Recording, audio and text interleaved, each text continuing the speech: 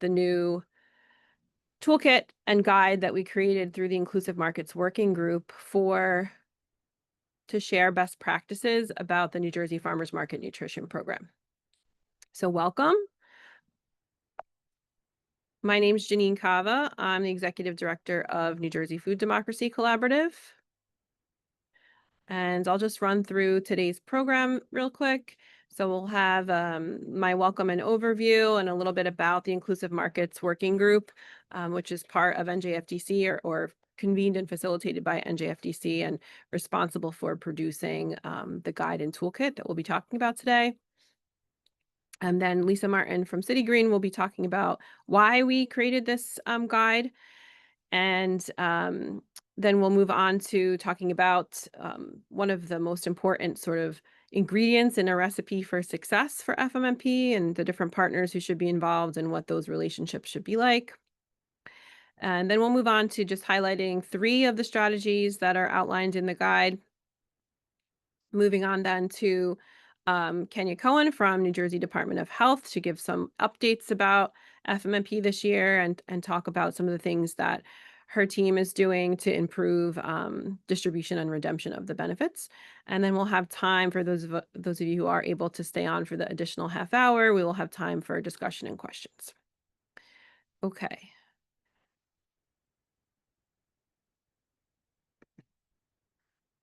All right, so a little bit about this working group.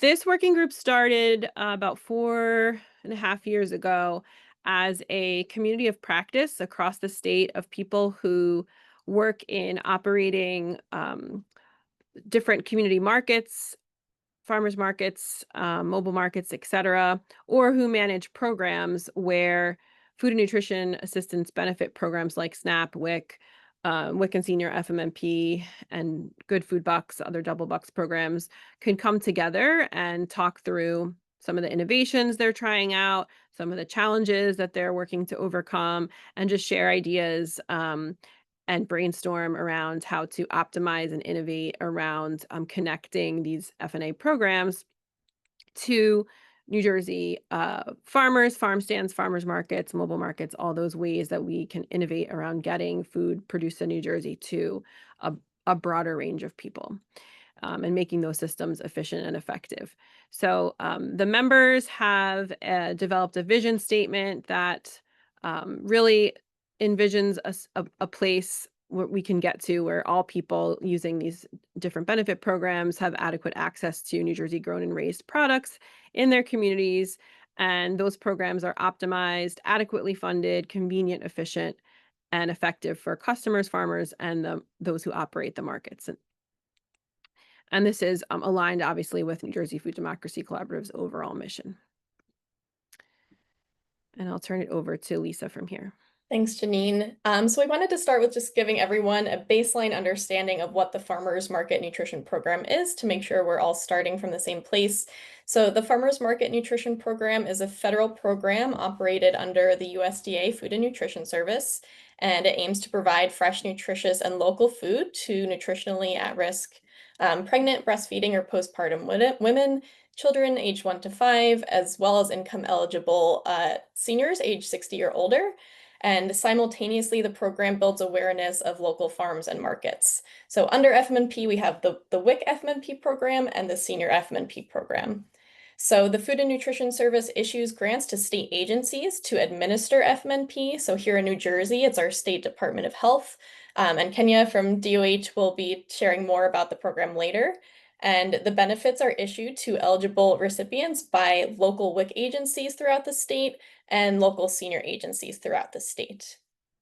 So WIC FMNP recipients receive $30 per eligible household members for the season, and seniors receive $40 per person per season. And our season here in New Jersey runs May 1st to November 30th. So the benefits have to be redeemed by November 30th each year, and then they expire after that. And they can only be redeemed for fresh fruits, vegetables, and herbs from authorized New Jersey farmers and farmers markets. Seniors also have the ability to get honey with their benefits. That's a fairly new benefit that's been added to the program that I know a lot of farmers and shoppers are very happy about. And Farmers have to be authorized by the Department of Health to be able to accept FMNP, so they go through a training trainings are available every year, and farmers get certified for 3 years periods. Farmers or farmers markets can get authorized. And the benefits were formerly issued as paper vouchers, but in 2023, the state invested in modernizing the program, and so now the benefits are issued on QR codes. So everyone gets a printout of their QR code, and then that gets scanned at the farm stand or farmer's market by farmers with a smart device, either a tablet or a smartphone, and they can draw down from their balance over the course of the season. And that's that. And we're going to hold questions to the end. So, but feel free to put your questions in the chat now and we'll scan those. I'll scan those later when we get to that time. Thanks, Lisa.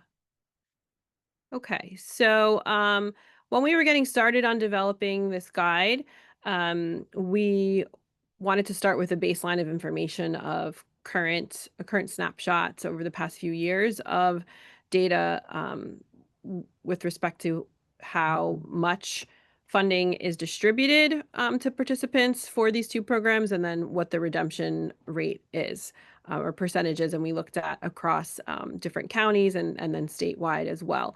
So as you can see, the redemption rate does vary from county to county. So we have the median information there for both programs. And then, you can see also that there's some room for improvement in terms of increasing the amount of benefits that are issued that are actually redeemed by participants for New Jersey produce and other items. So that we were able to obtain information from 2022 to 2024 on redemption and distribution from the Department of Health through an open public records request that they filled very robustly, and we got lots of information that way. So we're grateful for that. And I can, Kenya, I don't know if you want to jump in and say anything about the data. Sure. So, good morning, afternoon, everybody. Thank you so much for having this platform today.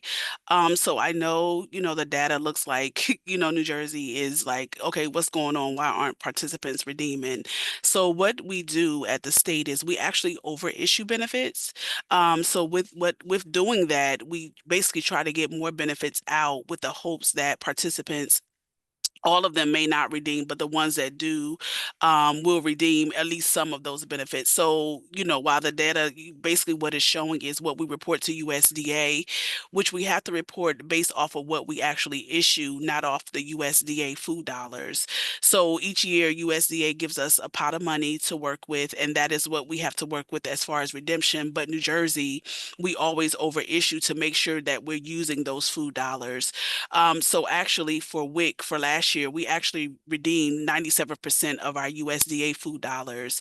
And for seniors, we did 100% of the food dollars. So some of the numbers you see is basically those numbers from that overissuance. Okay, great. And so if redemption rates go up, there is adequate funding, right? There wouldn't be a situation where if, all of the best practices we're recommending in this guide or that you're recommending as a department were to be implemented and redemption rates were to shoot up, would that cause a problem in any way or No, what? so in the last 2 years, unfortunately this year it stopped. So for seniors, we actually received $2.1 million when we actually modernized the program. So we were able to pull from that money.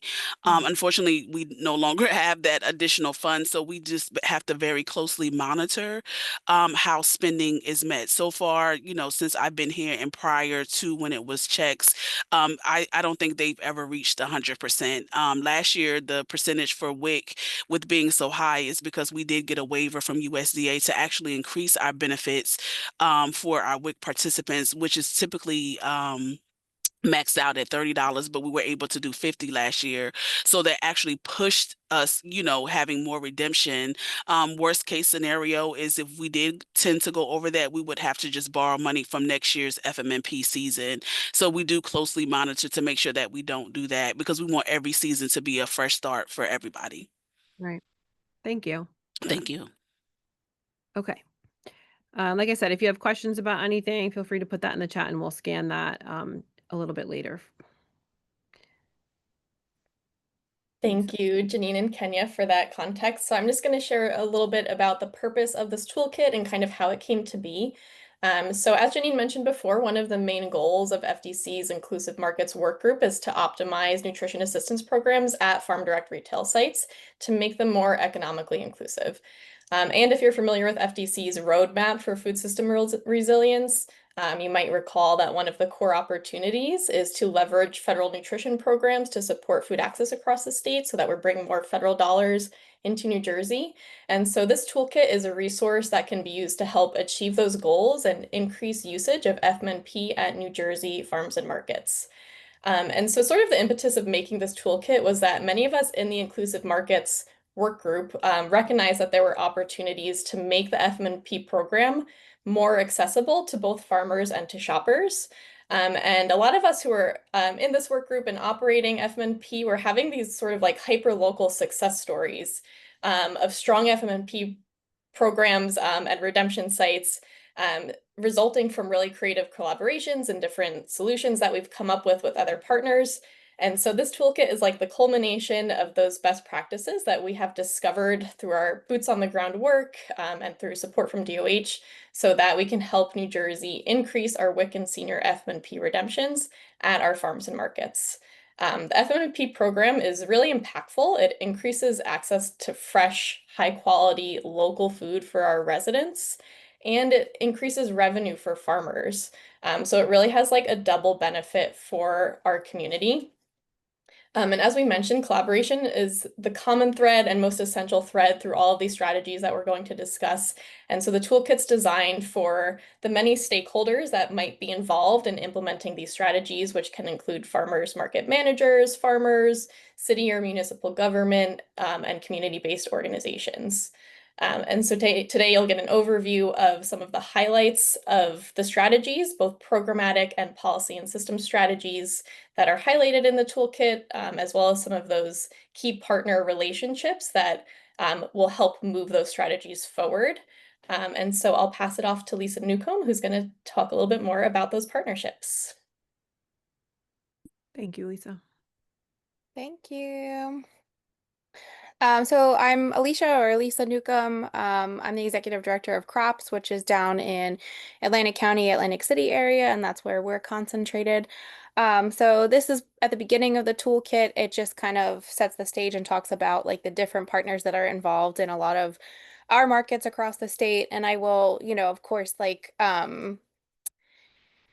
preface this by saying not every single one of our markets looks the same in each community. And I think the reason for that is because these markets were very much built around the needs of those communities and who the players currently were and how we could kind of like combine resources and capacity in order to build a market that was strong enough to be a consistent outlet for nutritious New Jersey grown food for consumers. So you have a couple different like players that could be part of the FMNP program. As Lisa mentioned in the beginning, you could be an FMNP authorized farmer, a New Jersey farmer, or a farmers market.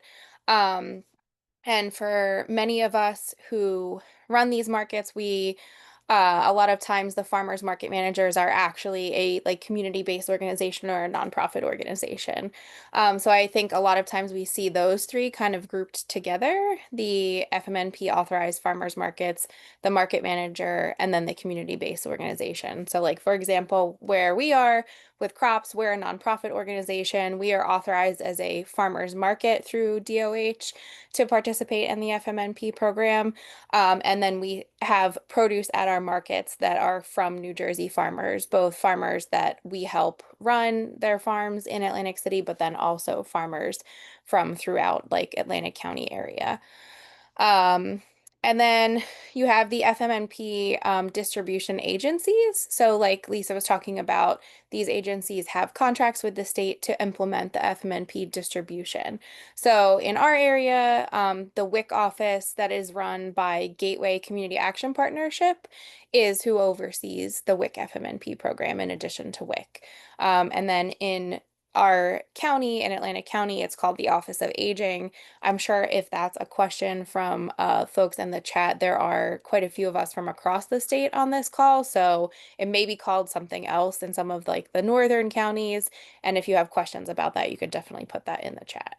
And then, of course, the other piece of this would be the state government departments, the Department of Health, and then the Department of Agriculture, who are both, helpful. And of course, Department of Health runs the program, and Department of Agriculture is helpful in getting the New Jersey farms connected to DOH to get authorized.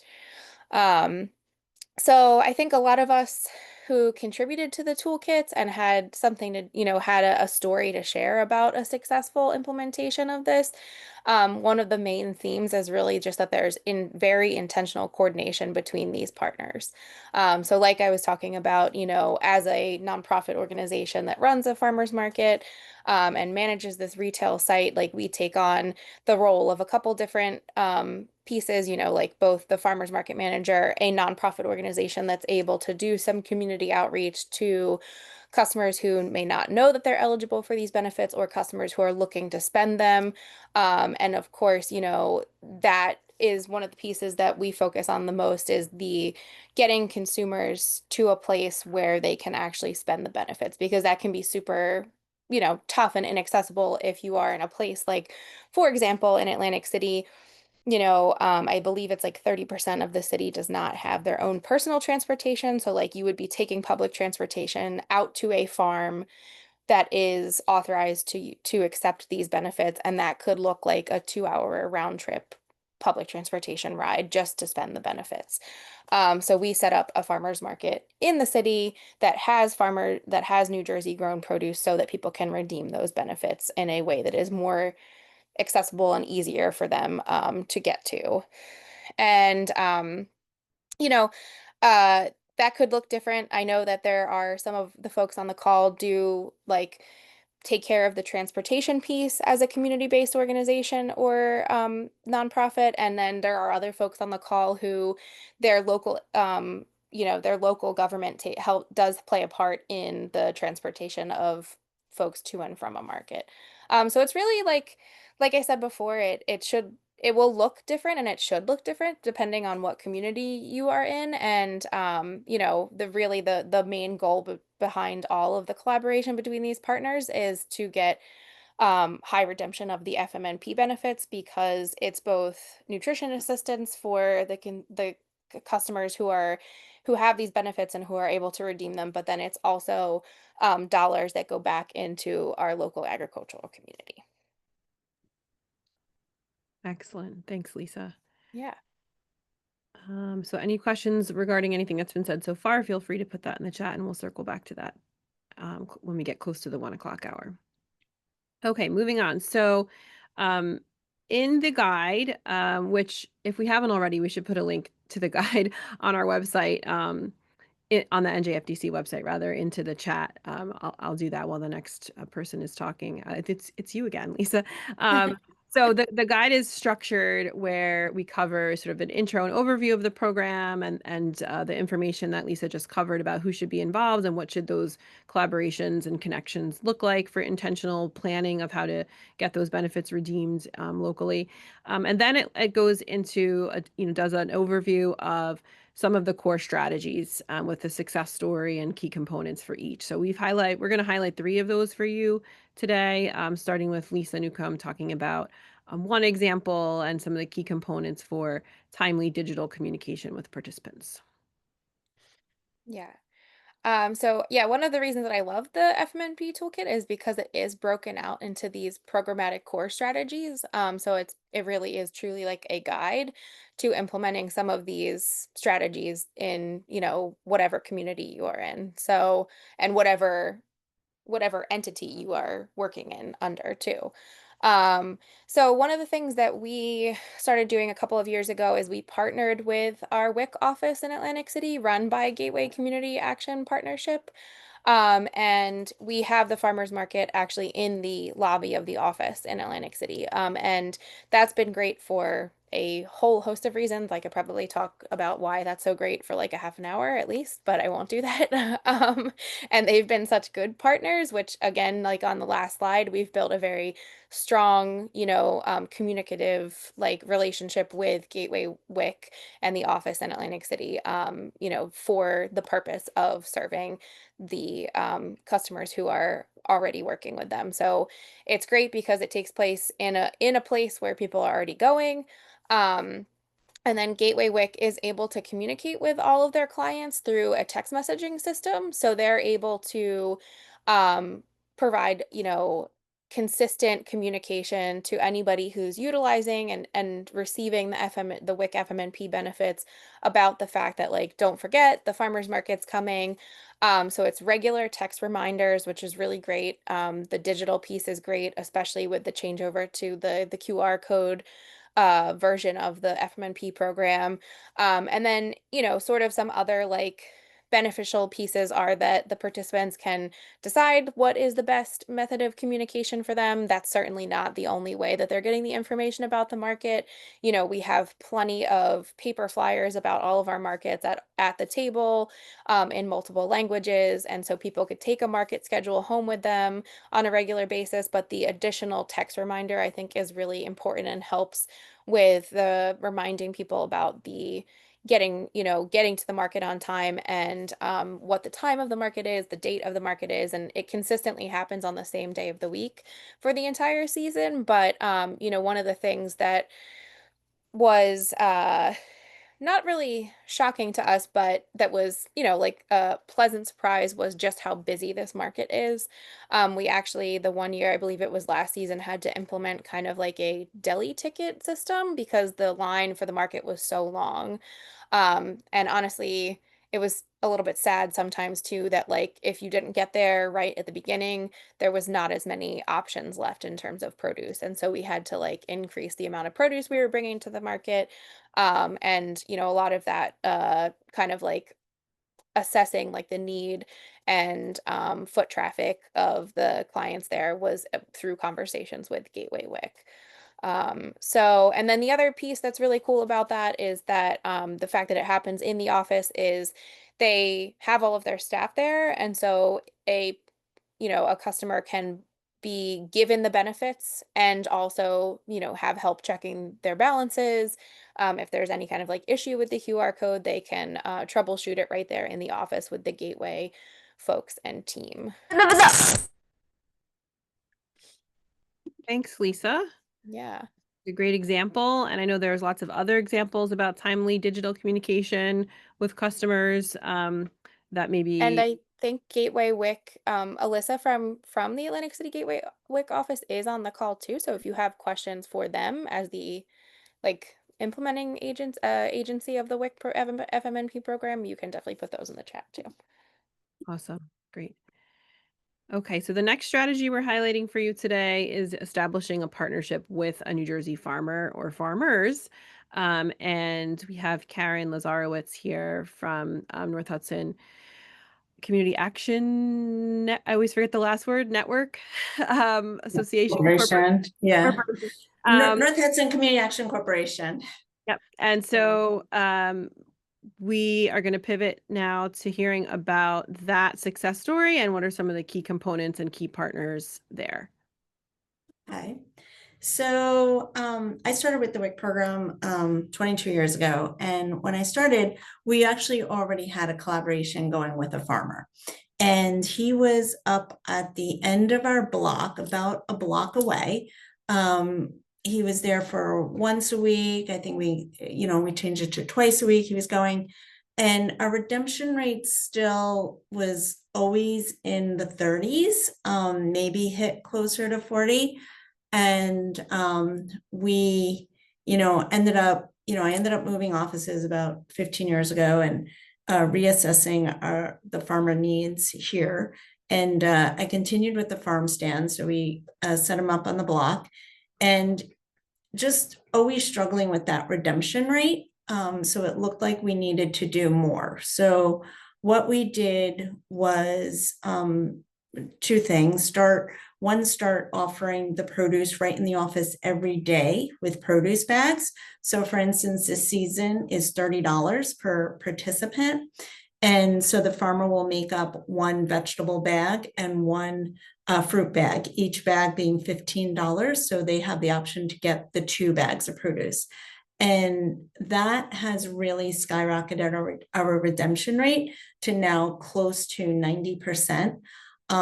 We're finding it extremely successful. And so there's a couple of different factors involved, enabling it to be so successful is one, we're scheduling appointments. So we have a specific participant load and appointments that are scheduled just in general.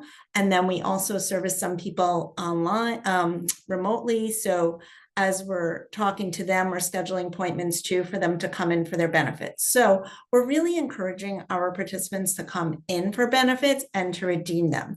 So as you can see, our redemption rate isn't 100% because we do give those options, if they just want us to send them the codes and stuff, or whether they want to come in and redeem them. So it's really been working well. And we're also using the text messaging system, as she had mentioned as well. So it's where we're sending out reminders. We're also following up with those that miss appointments. But anyway, so we're finding it very successful to collaborate with a farmer. And when you are collaborating with that farmer, can you talk a little bit about like what that looks like? So how often are you contacting the farmer? What are some of the things that you troubleshoot? Okay, so before the season starts, we'll look at hopefully we'll know how many benefits we're getting, but usually we don't know too much. So we'll kind of set up what we're thinking as the start date.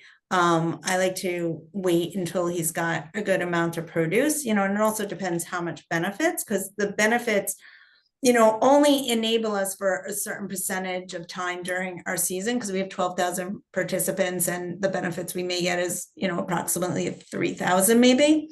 So, we can go through that relatively quickly. So I would set it up a time when we do have good produce. It's either June or July that we'll start. Usually now it's June. We'll start like the beginning of June. And then we stay in communication every week. So I could look at my schedule for the following week and would indicate to them like how many bags. I've been keeping the bags pretty consistent, but there is variations between days. Like some days we have a very long clinic days. So some days we do like 80 participants for farmers market, and the other days like 120.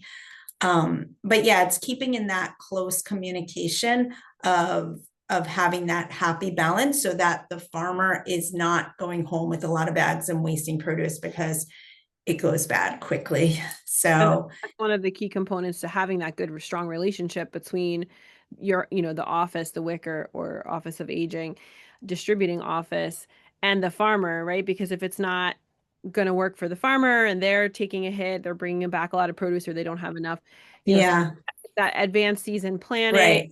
and that constant. So it takes the effort on both sides to make it successful for both, right? Yeah. So I mean, it is beneficial if the farmer knows how much benefits we're getting in advance, so they can also prepare for the season appropriately. So that would be helpful. But yeah, it is a happy balance, and the communication and keeping up with informing the participants, I actually keep a daily log of how many bags how many appointments we had, how many bags came in, how many were distributed, so we can keep that happy balance. And what would you say would be like around what time of year? Like I know your office already had the relationship with the farmer when you came forward, but if someone was starting from scratch and wanting to find a farmer that's authorized to accept the benefit, or maybe a farmer that's not yet authorized but is willing to become authorized to accept the benefits, what would be a good time? Yeah, I'm sorry. I would really direct that to your state. I think like Kenya, I would really direct if anybody was interested in collaborating with farmers, really to reach out to you to give. I think that you have reached out to farmers, right, to see if there's any that are interested. And it should be set up in advance before the season, so the farmer could also prepare for it the amount of produce, because it would be a higher volume of produce too, probably, that he would have to grow. Probably, I mean, because like, look at his redemption rate has increased dramatically when you do something that's successful and higher. So even possibly. So I would say, I don't really have a time frame of that, but you would have to start that in advance. That's really talking to a farmer. So you'd really want to, you know, even now, if you're planning for next year, to kind of look for farmers now who might be interested in implementing that for next summer. Or if they can start it this summer, but I would just kind of, you know, try to make that connection. Great. And feel free to unmute, Kenya, if you have anything to add. No, I agree with what Karen said. Is definitely start early and allow time for planning.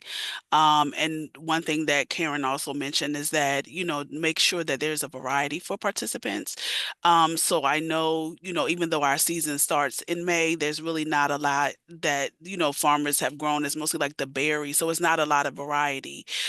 So I think one thing that has contributed to her success is having that relationship with the farmer, having, you know, allowing time for planning and making sure the farmer is bringing a variety, and also having the participants come in, you know, not just get, you know, mailing the QR code, but making them come to the office and having the conversations, and then allowing that person to be on site to redeem.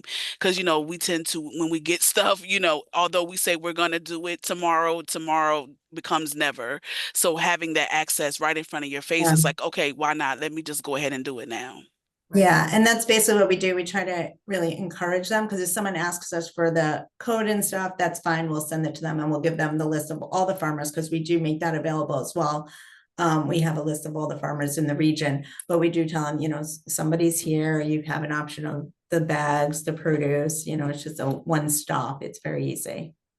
And one of the things I liked that you were telling me previously, Karen, is that when you first started doing it, and maybe you do this every week or every time the farmer is there, is because the produce is already bagged, which we'll talk about next, in these, you know, prepackaged $15 bags, in order to facilitate, you know, just make it run more efficiently, and you don't have people opening up the bags. You create a display of what's in each bag on the table, and so that they know, they can see what they're going to get in each bag, and they can just grab and go. And so it really gives different aspects of it. So I appreciate that. Yeah. So we're going to move on. Thank you so much, Karen and Kenya. We're going to move on to another of the 3 strategies we're highlighting from the guide. And there are additional strategies in the guide that you'll see. And so these are just the 3 for today. And so Molly Dixon is going to take us through this 3rd one. Hey everyone, Molly Fallon Dixon. I am the Director for Food Access over with RWJ Barnabas Health. Come up through North Beth Israel Medical Center. So if anyone's familiar, we do have our weekly farmers market here, an inclusive market. We accept SNAP, WIC, senior vouchers. We also have our hydroponic greenhouse on site here. And so the greenhouse and the corresponding farmers market program has really been an anchor program for us in our food access work. So the market location has really been a key to that success. So I'm really excited to talk about this strategy with you guys today. So obviously it sounds like a no-brainer. I think the first thing when we're talking about planning a new farmer's market is location. Where is there somewhere with high foot traffic? But when we're looking at it through an inclusivity lens, then I think the really targeting where families and seniors are going to live, work, and play, and for us, where they're going to seek healthcare, becomes a key factor in those decisions. So the market here at North Beth Israel is a really good example, but as you guys can see on here, and Alicia talked about this a little bit as well, Crops partnership with WIC, same thing happening with City Green and Passaic County is, very similar, targeting those places where people are coming and actually physically receiving benefits, and being able to go ahead and redeem those same day is huge.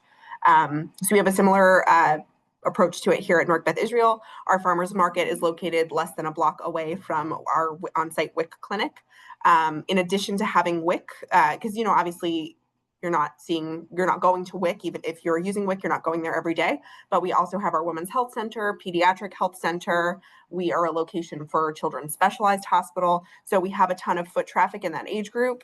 And then on the senior FMNP side, we have our Geriatric Health Center. So we have a ton of foot traffic from seniors as well. So and as you become a community resource, everybody knows that you're there. But it's also a great way that we found to just be able to catch new people who have not been to the market before, but they just happen to be there for a doctor's appointment that day. So you become that trusted resource in the community with consistent weekly markets, but you're also, out there exposure-wise to new families and new seniors in this case, since we're talking FMNP today.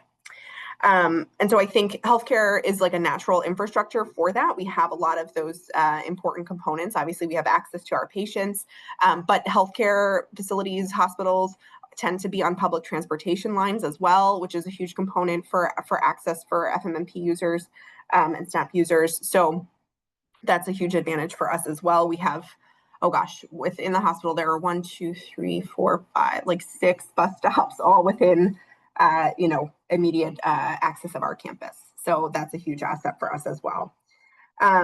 So choosing the market location, I would say, is really step one, but then kind of touching back on what Alicia was speaking about, really that relationship piece is huge as well, because, we don't want to just drop the market there. So our staff and our team works hard to connect with the social workers in all of those different clinics, the social workers, the dietitians, to make sure you have our latest flyer, that we're going to be out there on Thursdays. So you can really make sure that you're sharing that information with your patients when you talk to them on the phone. And also kind of keeping turnover in mind too. Turnover is real. The people that we worked with last year might not necessarily still be here. So making sure we're connecting, with anyone new who's come on board in those different clinics, so that everyone's aware of the program and what we have going on. And then I'll just add a couple things. I think that works in reciprocally as well. Is that a right word? Reciprocally as well. So our team works to make sure on the senior side specifically, obviously the WIC distribution of benefits is pretty straightforward. It's happening on the WIC clinic. It's right here on campus, but we always have seniors wondering, where can I get my benefits for this year? And, especially in that, Lisa Martin mentioned that transition period when we went from physical checks to the QR code, seniors had a ton of questions. So working with it for us up here in Newark, it's the Essex County Division of Senior Services. So working with them to make sure we can share out any information that helps make their lives a little bit easier. Essex County traditionally gives out those benefits in different parks. They do senior check distribution in a lot of the local city and county parks. So as soon as that information is out, we're sure that we're sharing that through our internal programming within our wellness department that oversees our food access initiatives, and also with our geriatric team as well. And then I think this is kind of location, really, it's like location and extension of season for us. When we're talking FMNP season, you saw on one of those first slides, redemption goes through November 30th. So, if your traditional farmers market is wrapping up sometime in the beginning of October, I think sometimes that's where there's like a huge gap. And we see huge redemption rates in October and November of FMNP. People who got their, I'm going to say it old style, like they had their check, it was sitting in the back of like a folder somewhere and they forgot about it. And so they found that and they want to use it in November before they expire. Or we get people coming trying to buy like $40 worth of produce in one fell swoop. And that's, a lot of like squash and potatoes at that time of year. So, just thoughts out there. The later that you can keep the market open, your location open is a huge benefit for families as well. That's a really good point. I'm glad you mentioned that as well. Karen correctly said that people start thinking about eating local. It seems in my point of view that people start thinking about eating local when those hot crops start coming out, like the tomatoes, eggplant, peppers. It's not as much variety as Kenya mentioned necessarily. Depending on the farmer, it might not be as much variety earlier in the May, April, June. And so ensuring that you're even that communication with the farmer or communication with the customer around maybe using their benefits sooner, creating those opportunities, and then also just like trying to have as much variety as possible at the market. So again, everything sort of circles back to that communication with the different partners and that intentional planning. Thanks, Molly. Okay, so I just want to highlight that we have done a couple of interviews with folks who are involved in successful FMNP, programs or initiatives in their locale throughout the state. And so it's just really highlighting that we have a YouTube channel and there's a playlist there for the Farmers Market Toolkit, and we'll be continuing to add videos to that, including this one. And we did go out to the farm in Millstone where Aspercollus Acres, the farm that Karen's agency partners with, we went out there and did an interview on site, and they shared an extended version of their success story, and so we encourage you to go check those out as well. Okay. Okay, so I'm going to turn it now to Kenya Cohen from New Jersey Department of Health to talk about. Yes. Thank you. Yes, thank you so much. And I just want to say this toolkit is amazing. Thank you to everybody that played a part in it. Even when it came back to me, to see it, I'm like, wow, they're doing all of this. So sometimes at the state level, we don't get to see what everybody is contributing in the effort that you're putting in. So to all the partners, we do say thank you. So here at the state, some of the things that we're doing to help with this effort, new this year, we did add 1-year-old participants to receive the FMNP. In the past, New Jersey only allowed children aged 2 to 5. So we found through regulation, it was just New Jersey that limited the age. So we were like, okay, well, let's open it up. Let's try 1-year-olds to see if that also helps with some of those USDA federal dollars and, leaving less on the table. So we added that. And then new also for 2025 is the CVB, which is called cash value benefits that WIC participants get every month. Basically, they can redeem that at the farm market and farm stand. And it's through that same QR code that they would have for the farmers market benefits. So it gives them an option whether they want to use the cash value benefit or if they want to use the FMNP. So the difference with the two, with the cash value benefit, it's a benefit that they get monthly. So while they may not have a lot of farmers market benefit left, they can still go to that farm market or farm stand and purchase that locally grown fruits and vegetables by using that cash value benefit that they will get every month. And that is something, in addition to that, the season, although it ends in November, that cash value benefit is going to carry over until next year. So any farm or farm market that's even open come December 1st, WIC participants can still come to your site and use their CVB to purchase locally grown or any type of fruits and vegetables. And they're also adding herbs for WIC participants. So that is some of the effort that New Jersey has taken for this year. Other things that we do for participants, especially for the senior participants, you can go to the next one. For senior participants, we created a handout, a workbook. So the guide with WIC participants, they already get a food and program guide when they get their WIC benefits. So it talks about what they can get, what's allowable, not allowable. And we found for seniors, there wasn't any type of communication that was consistent across the board. So a lot of the senior agencies, they have handouts and things like that, but it was nothing from the state. Inside that program guide, there's also recipes. It has a QR code to the local farms and farm markets. It tells them what's in season. So they have a lot of things that they hand. It even tells them how to use the QR code.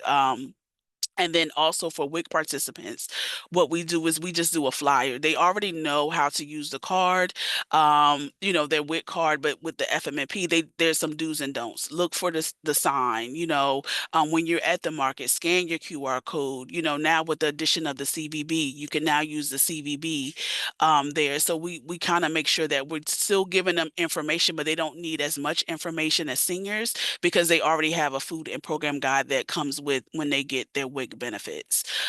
This year, what we did was we did start to facilitate more collaborations.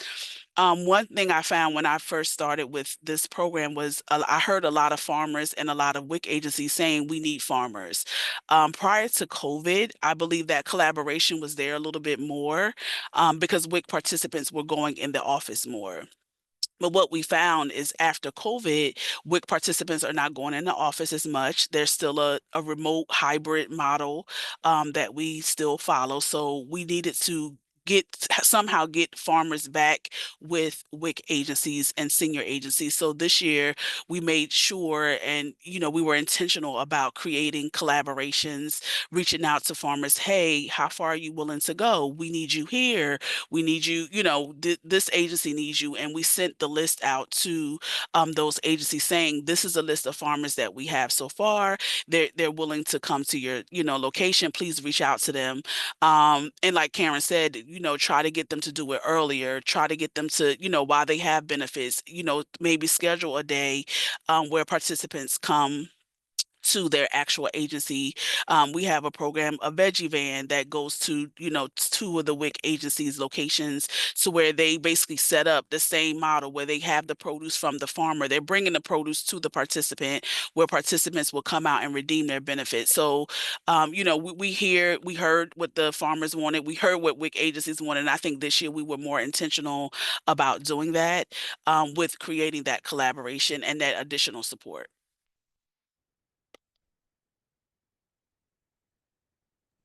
Sorry, it took me a second to find the unmute. Those No, it's really great to see it all presented like that, like all these things that you've done to go the extra mile and take the initiative to say, like, where is there extra, where can we expand, like adding that extra, the 1-year-olds, and trying to recruit farmers to match make with agencies that need a farmer. I mean, it's all just that intentional. Like we always say in the Inclusive Markets Working Group, like the redemption of these benefits exist, right? But like it can't just be left to happenstance of whether or not they right. deem, like it really does need a little nudging, a little intentionality and creativity around it, and we can see it really does make a difference. So Yes, and that's how the honey, actually thinking about, that's how honey got added, because we were hearing from participants, we want to buy honey, the senior participants. So that was something that we added last year, the honey. And as we hear and we talk to the farmers, especially in the training sessions, when we do the reauthorizations, we're hearing, we're doing what we can based off of what we hear. Some things our hands are tied, but anything that we can do to make it better, we're definitely willing to do that. And my team works really hard to make these things happen for everybody. oh, thank you. And it's amazing to, it's always wonderful to when government teams are able to be responsive and hear and have that communication and accountability. So I could speak for the whole working group, I know, and just sharing our appreciation for everything you've done. Okay, so it's time for questions and discussions. I don't think I need to share my screen anymore. We actually got done 10 minutes before the start of the hour, so we'll have plenty of time. We may even be able to end early and give folks back some of their time for the afternoon. So I'm gonna just let folks, maybe starting with the panel, if you are able to unmute, do you have any questions for each other? And while I scan, Well, there was one question, if you don't mind. I think it was Sure. answered. Soph answered it, but it was the benefit. So it's $30 for the season, and for seniors, it's $40 for the season per person. So that was the one question that I did see, but Soph did answer that already. Okay, great.